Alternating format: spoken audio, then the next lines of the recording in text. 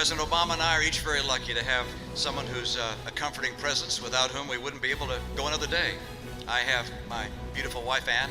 He has Bill Clinton. Sometimes it feels like this race has dragged on forever. But Paul Ryan assured me that we've only been running for 2 hours and 50-something minutes. It's nice to finally relax and to wear what Ann and I wear around the house. I felt really well rested after the nice long nap I had in the first debate. A little comic relief from the Tuesday night tension. We are back here with our roundtable. Of course, the other big debate coming up tomorrow night, foreign policy, is the focus. And I would expect that tomorrow night we're going to see a little less ferocity than we saw on Tuesday night. In part, they're going to be sitting at a table. The subject matter doesn't lend itself to it. But there could be another flashpoint on the issue of Benghazi. It did create a moment between Governor Romney and the president the other night. Let's take a look. You said in the Rose Garden, the day after the attack, it was an act of terror. It was not a spontaneous demonstration. Is that what you're saying? Please proceed, Governor. I want to make sure we get that for the record, because it took the president 14 days before he called the attack in Benghazi an act of terror. Get the transcript. He did, in fact, search. Greta Van Susteren, Candy Crowley stepping in there to help the president. Actually, I think she helped Governor Romney. Candy Crowley, by the way, is an old friend of mine. I used to work at CNN. But I actually think she helped Governor Romney because there were about 15 or 16 topics they discussed that night. And the most important issue for Governor Romney's campaign is to put the spotlight on Libya and how the president's administration has been very clumsy at best, not giving us the information, meaning the American people, what happened. So what happened is because Candy Crowley was clumsy in how she handled it, the entire discussion, and even right now, is about Libya, where we would have probably reserved it for the debate tomorrow night. But Candy, in an unusual, bizarre way, put the total spotlight. It's all the media talked about. No, absolutely not. I mean, I think that Benghazi discussion, the Libya discussion was the president's best moment of that debate, and I think Mitt Romney's worst moment of that debate. And I have to say, so many times in this discourse that we have, and what Candy Crowley did, I actually thought was laudable, because what happens in this whole thing is the truth becomes a casualty, and nobody's supposed to say what actually happened. We're just supposed to make accusations back and forth to each other, and nobody's supposed to correct and say, by the way, that's not true. I actually thought what Candy Crowley did, and I hope we can to do more of that in this discourse. But I think in the course of this, Mitt Romney does not want to be talking about Libya. Mitt Romney wants to be talking about the economy. And if you take a look at all the polls on Libya and foreign policy and going into this debate, the president has an advantage on that, a bigger advantage than on the economy. Governor Romney's campaign doesn't seem to agree with that. They keep pushing this. Well, look, the reality is that he will talk about the economy. I'm quite confident on Monday night. I mean, we know... Even though it's a foreign policy debate. Yeah, and the reason why is because we know from Ronald Reagan winning the Cold War without firing a shot, with partners like Pope John Paul II and Margaret Thatcher and Kohl and others, that what made that possible was a strong U.S. economy, the creation of 23 million jobs, the creation of $16 trillion in assets in the private sector is what enabled us to fund the defense buildup and put the Soviets on their back heels. So there's no way to project U.S. power diplomatically, economically, or militarily without strengthening this economy. But is this issue in Benghazi a winning issue for Governor Romney? I think it is, and I think the reason why, George, is I certainly agree with Matthew. It's not going to decide the election, but I'll tell you why this is so important. Because if you look at the keys that decide incumbent-protected elections, you've got GDP growth flat, you've got high unemployment, you've got low consumer confidence. One of the things that trips an incumbent's defeat is a foreign policy crisis or a war, and this is rapidly getting to that level. Well, where I'd agree with Ralph is that the Republicans certainly are trying to make it appear that there's some kind of foreign policy crisis with a drumbeat towards war. And one thing that is also clear is that what Mitt Romney has been doing is continuing his Dukes of Hazzard tour around the world in terms of foreign policy. I mean, the first thing he did, which was the last thing he should have done, before we even knew that our ambassador was killed, he tried to politicize the attack, and instead of closing ranks, instead of making sure that what we do, what we should be doing, is come together as a country, make sure that we focus, like President Obama has made sure we did, getting to the bottom through an investigation of what happened so we can prevent it from happening again, making sure that we bring the attackers to justice, as President Obama, in bringing Osama bin Laden to justice, has committed to do, and so you can certainly count on him. But let me press you on one issue there, because what the president didn't answer on Tuesday night was why the requests for additional security were rejected. And in some ways, Mitt Romney let him off the hook by jumping in. But that's the lesson of the problem. It's how he's handled it afterwards. Well, that's okay, but what? Well, look, we have a focus on Libya right now, which we've got to get to the bottom of that investigation. That is what the investigation is for. You know, what was really incredibly troubling, George, is that more politicization from the Republicans in Congress. Darrell Issa releases 166 pages of sensitive Department of State documents that expose the Libyan nationals that we're working with to continue to try to get... Hold on, just let me finish. To expose the Libyan nationals that we're working with to try to get to the bottom of how this happened.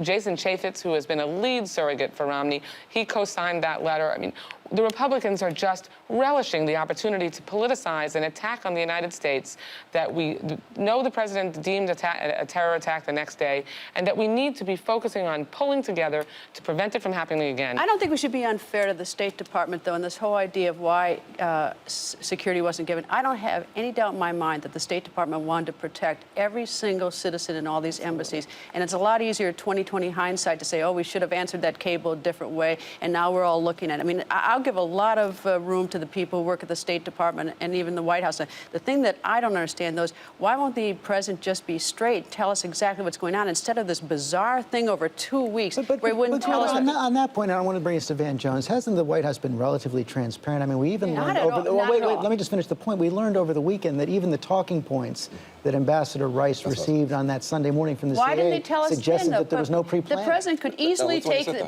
easily address the nation and sort this all out. The president has the information, and the president hasn't done this. And so all these sort of narratives that grow up is because they're not telling. The president should speak out. Well, look, I mean, over the weekend it came out that Susan Rice was actually using the information that was given to her by intelligence. This idea that somehow they're shifting around. This is a fluid situation. But let me tell you why the Republicans keep attacking on this. President Obama is a towering figure on foreign policy. You got somebody with a Nobel Peace Prize, and he killed bin Laden. I mean, I'm not sure he wanted that Nobel Peace Prize. Fair enough. But think about what it means to be a towering figure. His policy on Iran. Look at his policy there. There are 3 ways to go after Iran. Number 1, you can have the weak strategy, go on your own. Number 2, you can have the reckless strategy, try to be a saber rattler on your own. Or number 2, you can get the whole world on your side. Romney has doubled down on weak and reckless. Hold on, let me finish. Romney has doubled down on weak and reckless.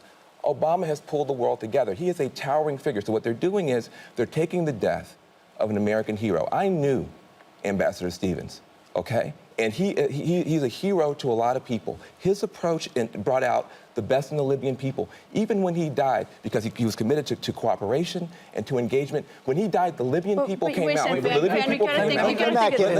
finish. The Libyan people came out and brought out the best in them, and they said this was wrong. And it's bringing out the worst, though, in the other party. George, this is what I think is what's wrong, I think, in this system that we have today, which is there's no pause button and there's no time for thoughtfulness on both sides of it. Somebody says something and we automatically throw everything at them and say, oh, I can't believe they said this, they're horrible, they're bad intentions, they're evil, or what they did, why don't we have answers and all that? There's no point in time where we can sit back and say, calmly, on both sides of the aisle, it happens on both sides.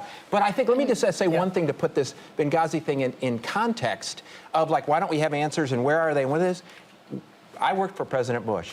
We had a president and an administration for years made an argument about weapons of mass destruction for years, and now we've lost thousands of lives over in Iraq based on a false assumption and all of that. It wasn't 2 weeks. This was months and months and months of a conversation where we never got the right answer to this, and we still today, nobody in the administration at a high enough level says... And the point is that our intelligence gathering is bad. These are the facts. The facts is this compound, this consulate was attacked in April. It was attacked again in June. The cables make it clear that there was a security vacuum, that al-Qaeda and other Islamic extremist groups were moving in. The British had closed their consulate. The Red Cross had pulled out. The State Department pulled out 2 security units in August and then denied additional security when it was requested. And in terms of him being a towering figure, Syria is in flames. There's 30,000 innocents who are dead and people dying every day while we lead from behind. Iran, according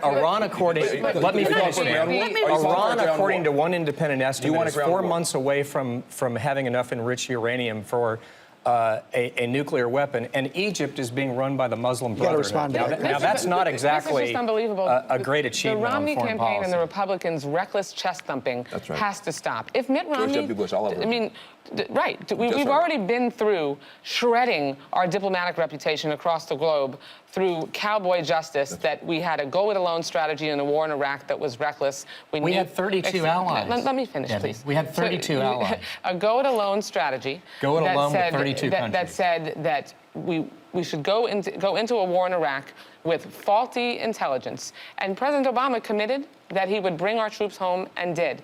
When it comes to Mitt Romney's foreign policy, whether it's talking about his policy in Iran, if he thinks that we should go to war with Iran, then he should say so. But we've got to make sure that diplomacy. The president is first the diplomat in chief. But He's diplomacy commander-in-chief costs. as This a is the last problem. resort. Ralph is actually right. We have to be practical.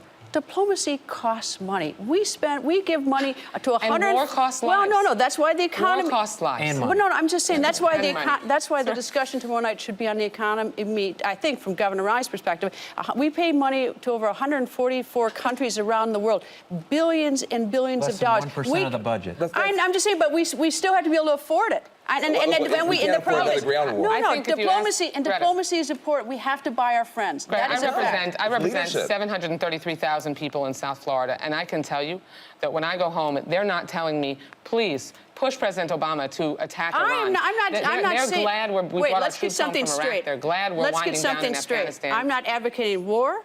I'm not advocating we should do anything about It's a diplomacy. last resort, no, not a first what I'm option. saying is that we can all talk about diplomacy and war and all we want, but we still have to be able to afford it. Well, until our everybody economy. agrees. I want to move on. I want to get one more discussion before we. Tomorrow night, Mitt Romney needs to say how his own policy would be different. He does a lot of chest thumping. We would have He's had done a lot of sanctions blunders. 4 years earlier. And We would have I'm done sure we're going to hear a sanctions lot 4 about that. and I we do would want not have granted waivers. We have the most biting We would sanctions. not have granted waivers. I am calling a halt to this right now. Before we, Okay, before, all right.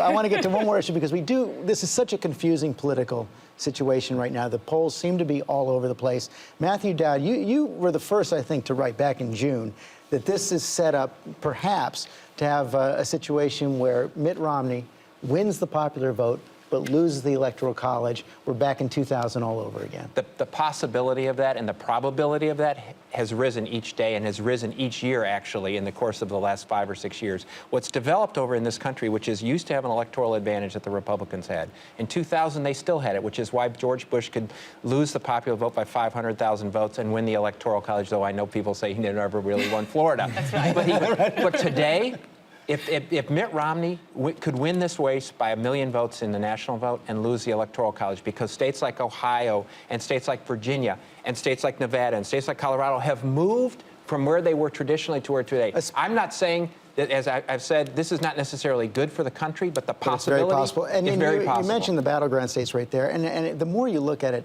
the more key Ohio seems to be above all else. I want to show a couple of electoral maps that kind of bear that out right now. The first one shows what I would call Obama's checkmate map, and it focuses on the upper Midwest states of Ohio, Wisconsin, and Iowa.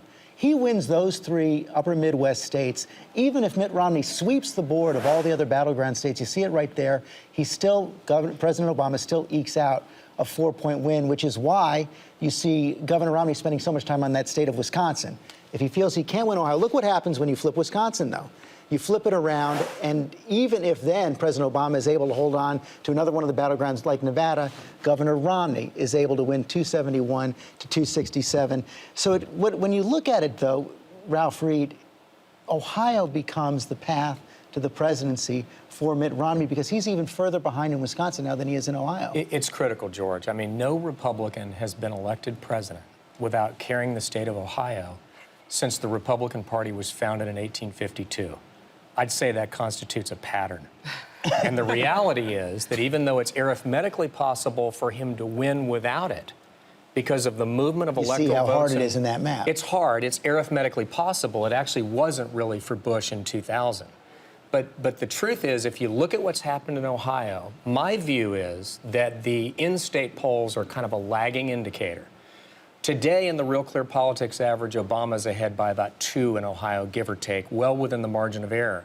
But in the 3 most recent polls, it's effectively tied. My view is that even with a $5 billion campaign and $1 billion in attack ads, let me tell you where we're heading in the last 16 days. We're going back to the way campaigns used to be run. It's who knocks on the most doors, who rings on the most doorbells, who gets people to the polls. Everybody at the table is agreeing on something. By the way, George, a lot of these states, not just one or two, will be decided by 3, 5, 10,000 votes. And that's why we've invested, the Obama campaign has invested from day one and hasn't ever left most of these battleground states from the beginning of the 2008 campaign in the ground game, in tens of thousands of door knocks and phone calls and social media outreach. And what our advantage will be, and the reason we're ahead in Ohio is because President Obama rescued the American automobile industry. 80 of 88 counties in Ohio, George, have an auto manufacturing facility. 850,000 jobs in Ohio tied to the automobile industry. On trade, Mitt Romney said, no, we shouldn't actually sanction China for dumping tires. President Obama said, yes, we should, and did, and now there's $1 billion steel plant being built in Youngstown, Ohio. The polls are tightening in Ohio. Yeah, the polls are tightening, and I agree with Mr. Reed on this point. And welcome to our world. The ground operation in Ohio is extraordinary. People need to take that very seriously. But the other thing is, the manufacturing jobs are beginning to grow again in America for the first time, and Ohio's benefited from that. And one of the reasons, not just auto manufacturing, but there's 125,000 clean energy jobs. Every time they go on the attack and say that green jobs don't exist, there's 125,000 of them right there in Ohio, and Mitt Romney wants to get rid of them. So I think what you're going to see is you're going to pay a cost for having been on the wrong side of the auto bailout, on the wrong side of the clean energy manufacturing jobs that are growing, and the ground game that you're going to see there is going to, but it will be tight. It will be even tighter than 2004. It's going to be tight, Greta. Are you prepared for a lot of recounts this time around? I'm always prepared for recounts. I hope I get South Florida again this time. That's what I'm hoping for. We can all be in Columbus. With my luck, it'll be in my home state of Wisconsin. But George, let me tell you what I think is going to happen. That band of 28 counties that re-elected Bush in 2004, heavily Catholic, heavily evangelical, they'll come out in the biggest numbers you've ever seen, even bigger than in 2004.